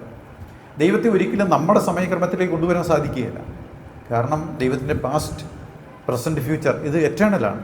Eternity is past, future and ഈ പ്രസൻറ്റ്. ഇപ്പം ദൈവത്തിനെ അതുകൊണ്ട് തന്നെ നമ്മുടെ 24 hours സമയത്തിലേക്ക് കൊണ്ടുവരുവാനായിട്ട് സാധിക്കില്ല. ദൈവം നമുക്ക് അങ്ങനെ ഒരു സിസ്റ്റം തന്നിട്ടുണ്ട്. 24 hours. ഈ ഭൂമി ഒരു വ്യത്യാസം കൂടാതെ 24 മണിക്കൂർ കൊണ്ട് തിരിയുന്നു. അതുപോലെ 365 ദിവസം കൊണ്ട് ഭൂമിയെ, സൂര്യനെ വലം വെക്കുന്നു. ഇതൊക്കെ ദൈവം വെച്ചിരിക്കുന്നു. നമുക്ക് കാലങ്ങളും സമയങ്ങളും പ്രമാണിച്ച് തരുവാനായിട്ട് ദൈവം വെച്ചിരിക്കുന്നു. പക്ഷേ അതിൻ്റെ അർത്ഥം ദൈവത്തിന് ഈ സമയം ബാധകമാണെന്നല്ല. ദൈവം കാലത്തിന് അതീതനായിട്ടുള്ള ആളാണ് ദൈവം, എറ്റേണൽ. അപ്പോൾ ദൈവത്തിൻ്റെ ദിവസത്തെയല്ല, തൻ്റെ പ്രവൃത്തിയെ കാണിക്കുവാനായിട്ട് വേണ്ടി മാത്രമാണ് പത്രോസ് ഇങ്ങനെ ഒരു കാര്യം പറയുന്നത്. ദൈവത്തിന് നമ്മുടെ 1000 സംവത്സരം കൊണ്ട് ദൈവത്തിന് ചെയ്യാൻ സാധിക്കും, ദൈവത്തിന് ഒറ്റ ദിവസം കൊണ്ട് ചെയ്യാൻ സാധിക്കും. ദൈവത്തിൻ്റെ തൻ്റെ പ്രവൃത്തിയെ ചുരുക്കുവാനായിട്ടോ നീട്ടുവാനായിട്ടോ സാധിക്കും. ഒരു ദിവസം കൊണ്ട് ചെയ്യാൻ സാധിക്കുന്ന കാര്യം ദൈവം 1000 സംവത്സരം കൊണ്ട് ചെയ്യും. അപ്പോൾ കർത്താവിൻ്റെ വരവിനെക്കുറിച്ചുള്ള ചില ചോദ്യങ്ങൾക്ക് ഉത്തരമായിട്ടാണ് പത്രോസ് ഇവിടെ പറയുന്നത്. അപ്പോൾ ഞാൻ പറയട്ടെ, കർത്താവ് ഒറ്റ ദിവസം കൊണ്ട് വേണമെങ്കിൽ ഇസ്രായേൽ ജനത്തെയും മിസ്രൈമിൽ നിന്ന് പുറപ്പെടുവിപ്പിക്കാമായിരുന്നു, ഇല്ലേ? ഒറ്റ ദിവസം തന്നെ വേണ്ട. അതുപോലെ മരുഭൂമിയിലേക്ക് ഇവരെ 40 സംവത്സരം നടത്തേണ്ട ആവശ്യമുണ്ടായിരുന്നു. ഒറ്റ ദിവസം കൊണ്ട് അവരെ പൊക്കിയെടുത്ത് കനാനി കൊണ്ടുവെക്കായിരുന്നു. അപ്പോൾ അതുപോലെ കർത്താവായ യേശുക്രിസ്തുവിൻ്റെ വരവ് ഈ 2000 വർഷം മുമ്പാണ് കർത്താവ് യേശുക്രിസ്തു വന്നത്. വേണമെങ്കിൽ ആദ്യമേ വരാമായിരുന്നു. എന്നാൽ അവിടെ നമ്മൾ വായിക്കുന്നത് ദൈവം തൻ്റെ പുത്രനെ കാലത്തിൻ്റെ സമ്പൂർണ്ണതയിൽ സ്ത്രീയിൽ നിന്ന് ജനിച്ചവനായിട്ട് അയച്ചു എന്ന് വായിക്കുന്നു. അപ്പം ദൈവം കാലത്തിനും സമയത്തിനും അതീതനാണ്. തൻ്റെ പ്രവൃത്തി വിശാലമാക്കുവാനും ചുരുക്കുവാനും ദൈവത്തിന് കഴിയും. അതുകൊണ്ട് എന്തുകൊണ്ട് കർത്താവ് വരുവാൻ താമസിക്കുന്നു എന്നുള്ള ന്യായമായ ചോദ്യത്തിനും പരിഹാസികളുടെ പരിഹാസ ചോദ്യത്തിനും കൊടുക്കുന്ന മറുപടിയാണ് ഇവിടെ. അതാണ് നമ്മൾ അതിൻ്റെ 9-ാം വാക്യത്തിൽ വായിക്കുന്നത്. ചിലർ താമസം വിചാരിക്കുന്ന പോലെ കർത്താവ് തൻ്റെ വാഗ്ദത്തം നിവർത്തിപ്പാൻ താമസിക്കുന്നില്ല. ആരും നശിച്ചു പോകാതെ എല്ലാവരും മാനസാന്തരപ്പെടുവാനുസരിച്ച് നിങ്ങളോട് ദീർഘക്ഷമ കാണിക്കുന്നതേ ഉള്ളൂ. ഇതാണ് എന്തുകൊണ്ട് കർത്താവ് വരുവാൻ താമസിക്കുന്നു. ആരും നശിച്ചു പോകുവാനായിട്ട് ദൈവം ആഗ്രഹിക്കുന്നില്ല. അതുകൊണ്ടാണ് ദൈവം വരാനായിട്ട്, കർത്താവ് വരുവാനായിട്ട് താമസിക്കുന്നത്. എന്നാൽ ചിലർ വിചാരിച്ചു, എന്നാൽ ദൈവം ദീർഘക്ഷമയോടെ കാത്തിരിക്കും. ഈ കാര്യത്തിൽ ദൈവം നമ്മുടെ ദിവസമോ മാസമോ അല്ല നോക്കുന്നത്. He is looking at A Sinner. ഒരു പാപിയാണ് ദൈവം നോക്കുന്നത്. ഇന്ന് പിറന്നു വീഴുന്ന ഒരു കുഞ്ഞു പാപിയാണ്. നാളെ പിറക്കാൻ പോകുന്ന കുഞ്ഞു പാപിയാണ്. ഇന്നലെ പിറന്നവൻ പാപിയാണ്. അവരും കൂടെ രക്ഷയിലേക്ക് കടന്നു വരണമെന്ന് ദൈവം ആഗ്രഹിച്ചുകൊണ്ട് തൻ്റെ വരവിന് താമസിച്ചുകൊണ്ടിരിക്കുന്നു. ദൈവത്തിൻ്റെ ദീർഘക്ഷമ, ദൈവത്തിൻ്റെ സ്നേഹം, ഇതൊക്കെയാണ് നമുക്കവിടെ കാണുവാനായിട്ട് സാധിക്കുന്നത്. അതുകൊണ്ട് നമുക്കൊരു ഉത്തരവാദിത്വമുണ്ട്. ഈ കാര്യം നമ്മൾ മറ്റുള്ളവരോട് പറയുവാൻ നാം ഉത്തരവാദിത്തപ്പെട്ടവരാണ് എല്ലാവരും. നമ്മളിങ്ങനെ ഒരു വാക്യം വായിക്കുന്നുണ്ട്, പാപിയുടെ മരണത്തിൽ ദൈവത്തിന് പ്രസാദമില്ല. അങ്ങനെയെങ്കിൽ ഓരോ പാപികളും രക്ഷിക്കപ്പെടണം, മാനസാന്തരപ്പെടണം, അവർ കർത്താവിലേക്ക് വരണമെന്നുള്ള ദൈവത്തിൻ്റെ ആ ഒരു സ്ഥിര നിശ്ചയത്തിന് വേണ്ടിക്കൊണ്ട് മാത്രമാണ് കർത്താവ് യേശുക്രിസ്തു വരുവാനായിട്ട് താമസിക്കുന്നത്. അങ്ങനെ കർത്താവ് വന്നാൽ അതെല്ലാറ്റിൻ്റെയും അവസാനമായിരിക്കും.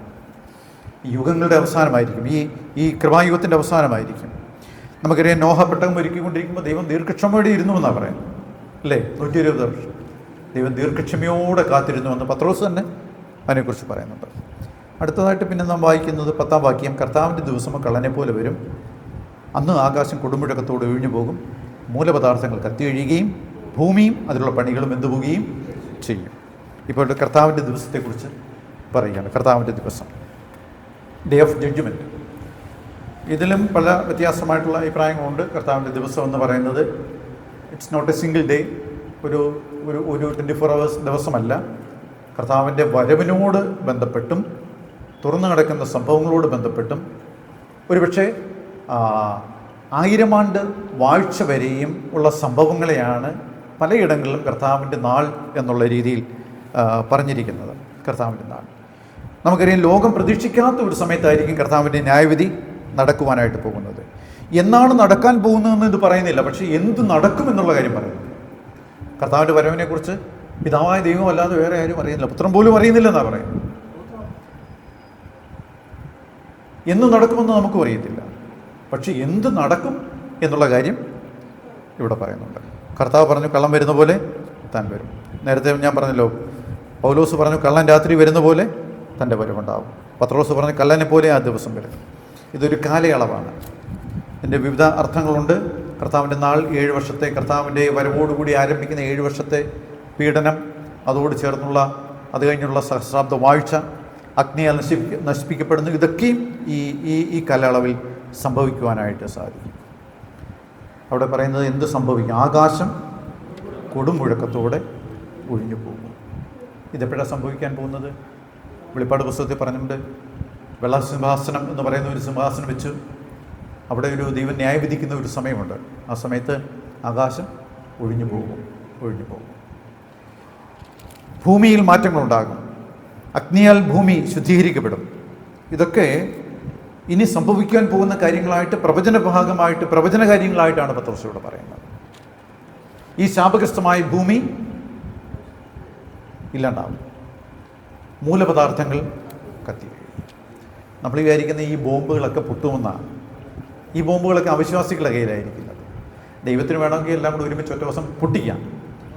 പക്ഷേ ഇപ്പം എനിക്ക് തോന്നുന്നു ഒരു 12,000 15,000-ത്തിലധികം ബോംബുകൾ എല്ലാ രാജ്യങ്ങളുടെ കയ്യിലുണ്ട്. ആറ്റം ബോംബിൻ്റെ കാര്യം മാത്രമാണ് പറയാം. Atom bomb. എന്നാൽ ഈ ഭൂമിക്കടിയിലോട്ട് ഇറങ്ങിച്ചെന്നാൽ, അല്ലെങ്കിൽ ഭൂമിയുടെ കോറിലോട്ട് അങ്ങ് സെൻട്രൽ ഭാഗത്തോട്ട് പോയി കഴിഞ്ഞാൽ തിളച്ചു മറിയുകയാണ് അവിടെ ചൂട്. റേഡിയോ ആക്റ്റീവ് പദാർത്ഥങ്ങൾ തിളച്ചു മറിയുകയാണ്. ഈ റേഡിയോ ആക്റ്റീവ് പദാർത്ഥങ്ങളെക്കുറിച്ച് പറയുമ്പോൾ ഒരു സംഭവം നിങ്ങൾക്ക് എല്ലാവർക്കും അറിയാമെന്ന് അറിയത്തില്ല. ചെർണോബിൽ എന്ന് പറയുന്ന ഒരു സ്ഥലമുണ്ടായിരുന്നു സോവിയറ്റ് യൂണിയനിൽ. ചെർണോബിൽ കേട്ടിട്ടുണ്ടോ? അന്ന് സോവിയറ്റ് യൂണിയനാ. ആ ചെർണോബിൽ എന്ന് പറയുന്ന സ്ഥലത്ത് 1986 ഏപ്രിൽ മാസം 26-ാം തീയതി രാത്രിയിൽ ഒരു വലിയ സ്ഫോടനമുണ്ടായി. ഒരു ആണവ റിയാക്ടർ. ആരും പ്രതീക്ഷിക്കാത്ത ഒരു സ്ഫോടനം. ആ സ്ഫോടനത്തിൽ ആദ്യം ഒരു സ്ഫോടനമുണ്ടായി, പിന്നെ വീണ്ടും ഒന്നുകൂടെ ഉണ്ടായി. ഒരുപാട് പേര് മരിച്ചു. എത്രയോ ഉയരത്തിൽ തീഗോളങ്ങളുണ്ടായി. റേഡിയോ ആക്റ്റീവ് പദാർത്ഥങ്ങൾ, അതിനുവേണ്ടി ആ റിയാക്ടറിൽ ഉപയോഗിക്കുന്ന റേഡിയോ ആക്റ്റീവ് പദാർത്ഥങ്ങൾ ഉരുകി അവിടെ ഉണ്ടായിരുന്ന സിമെൻറ്റും മണലും ഈ സ്റ്റീലും എല്ലാം കൊണ്ട് ഉരുകി.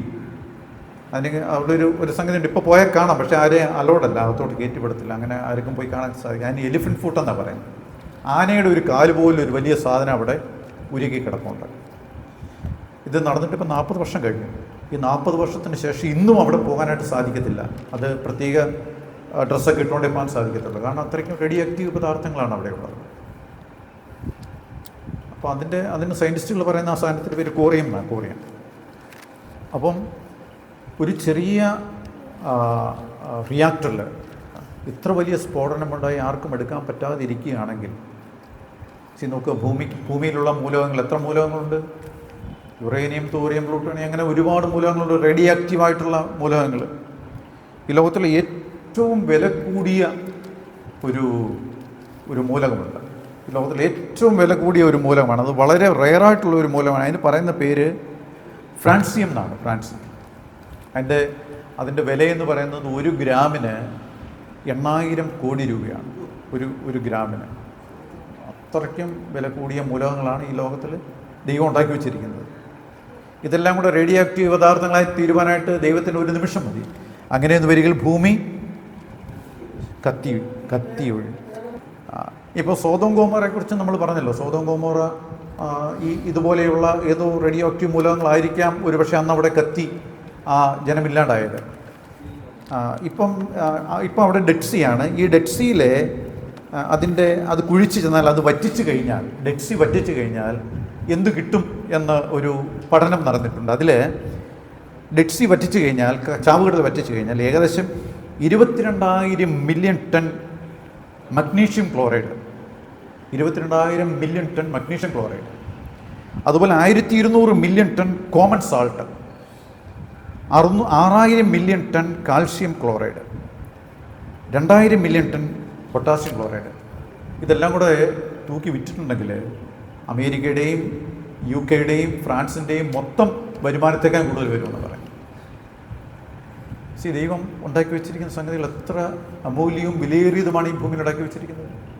ഇതെല്ലാം കൂടെ ഒരു ദിവസം പൊട്ടിത്തെറിച്ചാൽ, അല്ലെങ്കിൽ ഇതെല്ലാം കൂടെ ഒരു ദിവസം കത്തി കഴിഞ്ഞാൽ, ഇവിടെ പറയുന്നത് ആകാശം ചുറ്റഴിയുവാനും മൂലപദാർത്ഥങ്ങൾ വെന്തുരുകുവാനും ഉള്ള ദൈവദിവസത്തിൻ്റെ വരവ് കാത്തിരുന്നും ബന്ധപ്പെടുത്തിയും കൊണ്ട് നിങ്ങൾ എത്ര വിശുദ്ധ ജീവനും ഭക്തിയുമുള്ളവരായിരിക്കണം. അതിന് മുമ്പ് പറയുന്നുണ്ട് ഭൂമിയും അതിലുള്ള പണികളും വെന്തുപോകും. ഇന്ന് ഭൂമിയുള്ള ഏറ്റവും വലിയ പണി ഏതാ? ബുർജ് ഖലീഫ അല്ലേ? Burj Khalifa. അതാണ് ഇന്ന് ഏറ്റവും, അതിനൊക്കെ വലുത് ഉണ്ടാക്കാൻ പോകുന്നു എന്ന് പറയുന്നുണ്ട്. പക്ഷേ ഇന്ന് ഏറ്റവും വലിയ അതിലുപയോഗിച്ചിരുന്ന സ്റ്റീലിന് ഒരു കണക്കുമില്ല. ബുർജ് ഖലീഫയ്ക്ക് ഉപയോഗിച്ചിരുന്ന സ്റ്റീൽ ഇതെല്ലാം ഒറ്റ ദിവസം കൊണ്ട് കത്തി കഴിഞ്ഞ് ഭൂമിക്ക് സമൂലമായ മാറ്റമുണ്ടാകും. ഇത് കർത്താവിൻ്റെ വരവെങ്കിൽ, കർത്താവിൻ്റെ നാളിൽ ആ ജഡ്ജ്മെൻ്റ് ഡേയിൽ സംഭവിക്കാൻ പോകുന്ന ഒരു കാര്യമാണെന്ന് നമുക്ക് ഇവിടെ കാണുവാനായിട്ട് സാധിക്കും. അതുകൊണ്ട് ഈ പരിഹാസികളോട് പറയുകയാണ്, ഭൂമി എപ്പോഴും ഇതുപോലെ ഇരിക്കത്തില്ല. There will be changes, drastic changes in the world. ഇനി 11 മുതൽ 13 വരെയുള്ള വാക്യങ്ങളിൽ നമ്മൾ കാണുമ്പോൾ നമ്മുടെ ഉത്തരവാദിത്വം നാം എങ്ങനെ ഇരിക്കണം എന്നാണ് അവിടെ പറയുന്നത്. വിശുദ്ധിയോടുകൂടെ നാം കാത്തിരിക്കണം. എന്തിനു വേണ്ടിയാ? നീതി വസിക്കുന്ന പുതിയ ആകാശത്തിനും പുതിയ ഭൂമിക്കും വേണ്ടി. ഇതാണ് ഒരു ഭക്തൻ്റെ ഒരു പ്രത്യാശ എന്ന് പറയുന്നത്. നീതി വസിക്കുന്ന പുതിയ ആകാശത്തിനും പുതിയ ഭൂമിക്കും വേണ്ടി നമ്മൾ കാത്തിരിക്കണം. ഇനി 14-ാം വാക്യം നമ്മൾ വായിക്കുമ്പോൾ നമ്മുടെ ഉത്തരവാദിത്വം. 14-ാം വാക്യം, അതുകൊണ്ട് പ്രിയമുള്ളവരെ, നിങ്ങൾ ഇവയ്ക്കായി കാത്തിരിക്കുക. അവൻ നിങ്ങളെ കറയും കളങ്കവും ഇല്ലാത്തവരായി സമാധാനത്തോടെ കാണണം ഉത്സാഹിച്ചുകൊണ്ട് നമ്മുടെ കർത്താവിൻ്റെ ദീർഘക്ഷമയെ രക്ഷയെന്ന് വിചാരിക്കും. 12 മുതലുള്ള വാക്യങ്ങൾ വായിച്ചു കഴിയുമ്പോൾ വീണ്ടും ഈ പഴയ ലാംഗ്വേജൊക്കെ മാറ്റി വെച്ചിട്ട് പത്രോസ് നമ്മളോട് പറയുകയാണ്, നിങ്ങളെങ്ങനെയായിരിക്കണം. പത്രോസ് മരിക്കാൻ പോവുകയാണ്. പത്രോസ് അധികം താമസിക്കാൻ മരിക്കും. നിങ്ങളെങ്ങനെയായിരിക്കണം, നിങ്ങളുടെ കാത്തിരിപ്പ് എങ്ങനെയായിരിക്കണം, നിങ്ങളുടെ വിശുദ്ധ ജീവിതം എങ്ങനെയായിരിക്കണം, നിങ്ങളുടെ ഉത്തരവാദിത്വം എന്താണ്. ഇവിടെ പറയുകയാണ് നമ്മുടെ ഉത്തരവാദിത്വം കർത്താവ് കാത്തിരിക്കുക. പ്രിയമുള്ളവരെ, നിങ്ങൾ ഇവയ്ക്കായി കാത്തിരിക്കിയാൽ അവൻ നിങ്ങളെ കറയും കളങ്കവും ഇല്ലാത്തവരായി സമാധാനത്തോടെ കാണാൻ ഉത്സാഹിച്ചുകൊണ്ട് നമ്മുടെ കർത്താവിൻ്റെ ദീർഘക്ഷമയെ രക്ഷയെന്ന് വിചാരിക്കുക. അപ്പം കർത്താവ് വരുവാൻ താമസിക്കുന്നത് ദീർഘക്ഷമ രക്ഷയാണ്. നമ്മളെല്ലാം രക്ഷിക്കപ്പെട്ടവരായതുകൊണ്ട് നമ്മളെക്കുറിച്ചല്ല പറയുന്നത്. വേൾഡ് ഔട്ട് സൈഡ്, ലോകത്തിൽ ഇനിയും രക്ഷിക്കപ്പെടുവാനായിട്ട് അധികം പേരുണ്ട്, ധാരാളം പേരുണ്ട്, കോടിക്കണക്കിന് ആൾക്കാരുണ്ട്. അപ്പോൾ കർത്താവ് ദീർഘക്ഷമയോട് ഇരിക്കുമ്പോൾ അവൻ്റെ ദീർഘക്ഷമയെ നമ്മൾ രക്ഷയെന്ന് കാണുകയും കഴിവതും മറ്റുള്ളവരോട് സുവിശേഷം അറിയിക്കുവാനായിട്ട് നമ്മൾ ശ്രമിക്കുകയും ചെയ്യണം. ഞങ്ങളുടെ ചർച്ചിലെ ഇടയിലിടയിൽ വരുന്ന ഒരു സഹോദരന് 84 വയസ്സുണ്ട് അദ്ദേഹത്തിന്. അദ്ദേഹം പറയും, ഒരു ദിവസം ഒരാളോടെങ്കിലും എനിക്ക് സുവിശേഷം പറയാൻ സാധിച്ചില്ലെങ്കിൽ എനിക്ക് വല്ലാതെയാണ്. പുള്ളി ഒരു ഓട്ടോയിൽ കയറിയാൽ ഓട്ടോക്കാരനോട് സുവിശേഷം പറയും, നടന്നു പോയാൽ അവിടെ കാണുന്നവരോട് സുവിശേഷം പറയും. ഇതുപോലെ നാം കർത്താവിൻ്റെ ദീർഘക്ഷമയെ രക്ഷയെന്ന് കണ്ട് ഈ സമയം തക്കത്തിൽ ഉപയോഗിക്കണം എന്ന് പത്രോസ് ഉദ്ബോധിപ്പിക്കുകയാണ്. വിശ്വാസികൾ നമ്മളെല്ലാവരെയും ഉദ്ബോധിപ്പിക്കുന്ന ഒരു കാര്യമാണ്. ഇനി 15ഉം 16ഉം വാക്യങ്ങൾ. അങ്ങനെ തന്നെ നമ്മുടെ പ്രിയ സഹോദരനായ പൗലോസും തനിക്ക് ലഭിച്ച ജ്ഞാനത്തിന് തക്കവണ്ണം നിങ്ങൾക്കും ഇതിനെക്കുറിച്ച് സംസാരിക്കുന്ന സകല ലേഖനങ്ങൾ എഴുതിയിട്ടുണ്ടല്ലോ. അവയിൽ ഗ്രഹിപ്പാൻ പ്രയാസമുള്ള ചിലതുണ്ട്. അറിവില്ലാത്തവരും അസ്ഥിരന്മാരുമായവർ ശേഷം തിരുവഴുതുകൾ പോലെ അതും തങ്ങളുടെ നാശത്തിനായി കൂട്ടിക്കളയണം. ഇവിടെ പൗലോസിൻ്റെ ലേഖനങ്ങളെക്കുറിച്ച് ചിലത് പറയുന്നുണ്ട്. അതിൽ ചിലത് ഗ്രഹിക്കാൻ പ്രയാസമുള്ളതാണ്. ചില കാര്യങ്ങൾ ഗ്രഹിക്കാൻ പ്രയാസമുള്ളതാണെന്ന് പറഞ്ഞു കഴിഞ്ഞാൽ അതിൻ്റെ ആഴം മനസ്സിലാക്കുവാനായിട്ട് സാധാരണക്കാർക്ക് സാധിക്കുന്നില്ല. അത്ര ഉന്നതമായിട്ടുള്ള കാര്യങ്ങളാണ്. ഇപ്പോൾ റോമലേഖനം വായിച്ചു കഴിഞ്ഞാൽ ന്യായപ്രമാണവും കൃപയും തമ്മിലുള്ള ഒരു വ്യത്യാസങ്ങളും ന്യായപ്രമാണം എന്താണ്, കൃപ എന്താണ് എന്ന് പറയുന്നു. ഗലാത്യ ലേഖനം വായിച്ചു കഴിഞ്ഞാൽ അതും ഓൾമോസ്റ്റ് സെയിം ആണ്. കർത്താവ് കൂടുതൽ രക്ഷ കൃപയാലാകുന്നു, നോട്ട് ബൈ ദ ലോ, ന്യായപ്രമാണത്താലല്ല എന്ന് അവിടെ പറയുകയാണ്. ചില വാക്കുകൾ, ചില വാക്യങ്ങൾ ചിലത് മനസ്സിലാക്കുവാനായിട്ട് പ്രയാസമുള്ളതാണ്. അതാണ് പൗലോസിന് ലഭിച്ച ജ്ഞാനം. പൗലോസിന് ധാരാളം ജ്ഞാനം ലഭിച്ചിട്ടുള്ള ഒരു വ്യക്തിയാണ്. അതുകൊണ്ടാണ് പറയുന്നത്, വെളിപ്പാടുകൾ ആദ്യ നിമിത്തം നിഗളിച്ചു പോകാതിരിക്കേണ്ടതിന് ഒരു ശൂലവും കൂടെ ദൈവം കൊടുത്തു. എന്നാൽ ഈ അസ്ഥിരന്മാരും അറിവില്ലാത്തവരുമായിട്ടുള്ളവർ അതിനെ മനസ്സിലാക്കാൻ കഴിയാത്തത് കൊണ്ടും അവരുടെ ഇഷ്ടപ്രകാരം അതിനെ കൂട്ടിക്കളയും, അവരുടെ ഇഷ്ടപ്രകാരം അതിനെ വളച്ചൊടിക്കും. അതൊരു മുന്നറിയിപ്പാണ്. ഇനി 17ഉം 18ഉം വാക്യങ്ങൾ വീണ്ടും ഒരു മുന്നറിയിപ്പ് നൽകുകയാണ്. നമുക്കെല്ലാവർക്കുമുള്ള മുന്നറിയിപ്പ്. എന്നാൽ പ്രിയമുള്ളവരെ, നിങ്ങൾ മുമ്പ് കൂട്ടി അറിഞ്ഞിരിക്കുന്നുണ്ട്, അധർമ്മികളുടെ വഞ്ചനയിൽ കുടുങ്ങി സ്വന്തം സ്ഥിരത വിട്ടു പോകാതിരിപ്പാൻ സൂക്ഷിച്ചു കൊള്ളുക. വഞ്ചനയിൽ കുടുങ്ങരുത്. വഞ്ചനയിൽ കുടുങ്ങാതിരിക്കണമെങ്കിൽ എന്ത് ചെയ്യണം? അവിടെ പറയുകയാണ്, കൃപയിൽ വളരണം. അറിവിൽ ക്രിസ്തുവേശുള്ള പരിജ്ഞാനത്തിൽ നമ്മൾ, that is the only remedy. നമുക്ക് ദുരുപദേഷ്ടക്കന്മാരിൽ നിന്നും അധർമ്മികളുടെ വഞ്ചനയിൽ നിന്നും മാറി നിൽക്കണമെങ്കിൽ ഒരേ ഒരു കാര്യം, കർത്താവിനെ അറിയുക, കർത്താവിനെ മനസ്സിലാക്കുക, കർത്താവിൻ്റെ വചനത്തെ ആ രീതി മനസ്സിലാക്കുക എന്നുള്ളത് മാത്രമാണ്. ക്രിസ്തുവിൻ്റെ പരിജ്ഞാനത്തിൽ വളരുക. എന്നിട്ട് അവസാനമായിട്ട് പറയുകയാണ്, കർത്താവിന് ഇപ്പോഴും എന്നേക്കും മഹത്വം. ആമേൻ, ആമേൻ. വളരെ വേഗത്തിലാണെങ്കിലും ഇത് ഇത്രയും പറഞ്ഞ് നിർത്തുവാനായിട്ട് ആഗ്രഹിക്കുകയാണ്. പത്രോസിൻ്റെ അവസാന കാലത്തെക്കുറിച്ച് ചില പാരമ്പര്യങ്ങൾ, ബൈബിളൊന്നും പറഞ്ഞിട്ടില്ല, പാരമ്പര്യങ്ങൾ പറയുന്നത് പത്രോസ് റോമ നഗരത്തിലുണ്ടായിരുന്ന വലിയ പീഡനം കണ്ട് ഭയപ്പെട്ട് ഓടിപ്പോകുന്ന വഴിക്ക് പത്രോസ് ഒരു ദർശനം കണ്ടുവെന്നാണ്. അത് കർത്താവായ യേശു ക്രിസ്തുവിൽ കുരിശുമെടുത്തുകൊണ്ട് തനിക്ക് ഓപ്പോസിറ്റായിട്ട് വരുന്നു. അപ്പം പത്രോസ് കർത്താവിനോട് ചോദിച്ചു, ലാറ്റിൻ ലാംഗ്വേജിലാണ് കോവഡിസ് ഡൊമിനോ, കർത്താവ് നീ എവിടെ പോകും? കോവഡിസ് ഡൊമിനോ, lord where are you going? ഇതേ ചോദ്യം മുമ്പൊരു പ്രാവശ്യം കർത്താവിനോട് പത്രോസ് ചോദിച്ചിട്ടുണ്ട്. യോഹന്നാൻ സുവിശേഷം 13-ാം അധ്യായത്തിന് 16-ാം വാക്യത്തിൽ കർത്താവ് നീ എവിടെ പോകുന്നു എന്ന് ചോദിച്ചിട്ടുണ്ട്. അപ്പോൾ ഇത് കേട്ട് കർത്താവ് പറഞ്ഞു, ഞാൻ വീണ്ടും ക്രൂശിക്കപ്പെടുവാനായിട്ട് റോമിലേക്ക് പോയി. ഇത് കേട്ട പത്രോസ് ധൈര്യം പ്രാപിച്ച് താൻ വിട്ടിട്ട് ഓടിപ്പോകുന്ന തൻ്റെ ആടുകളെക്കുറിച്ച് ഓർത്ത്, അവിടുത്തെ സഭകളെക്കുറിച്ച് ഓർത്ത് ഭാരപ്പെട്ട് വീണ്ടും റോമിലേക്ക് പോയി എന്നും താൻ ആ റോമ ചക്രവർത്തിയാൽ തലകീഴായി ക്രൂശിക്കപ്പെട്ട് മരിച്ചു എന്നുമാണ് പാരമ്പര്യങ്ങൾ പറയുന്നത്. എങ്ങനെയായിരുന്നാലും അനുഗ്രഹീതമായ ഒരു ശുശ്രൂഷ തികച്ചാണ് പത്രോസ് കടന്നുപോയത്. നമ്മൾ ഈ ഓൾമോസ്റ്റ് 2000 വർഷങ്ങൾക്ക് ശേഷം ഈ പത്രോസിൻ്റെ ലേഖനം വായിക്കുമ്പോൾ നമ്മളതിൻ്റെ വാക്കുകളല്ല, അതിൻ്റെ വരികളോ അതിൻ്റെ ലാംഗ്വേജോ അല്ല, പത്രോസിൻ്റെ ഹൃദയമാണ് നമുക്ക് ഇതിൽ കൂടി കാണുവാനായിട്ട് സാധിക്കും. നാം എത്രമാത്രം ഭക്തിയുള്ളവരായിരിക്കണം, ദുരുപദേശങ്ങളോട് യാതൊരു വിധമായിട്ടുള്ള സന്ധി ചെയ്യുവാനും പാടില്ല എന്നുള്ള കാര്യം അടിവരയിട്ട് പറയുകയാണ്. ഈ വചനങ്ങളെ ദൈവം നമ്മെ സഹായിക്കട്ടെ. ഇങ്ങനെ ഒരു അവസരം ലഭിച്ചതിൽ ഞാൻ ദൈവത്തെ സ്തുതിക്കുന്നു. ഇതിന് അവസരം തന്ന ഈ കോളേജിൻ്റെ ഉത്തരവാദിത്തപ്പെട്ട സഹോദരന്മാരുള്ള നന്ദി അറിയിക്കുന്നു. എപ്പോഴെങ്കിലൊക്കെ ഓർക്കുമ്പോൾ പ്രാർത്ഥന ഞങ്ങളെ ഓർക്കണം.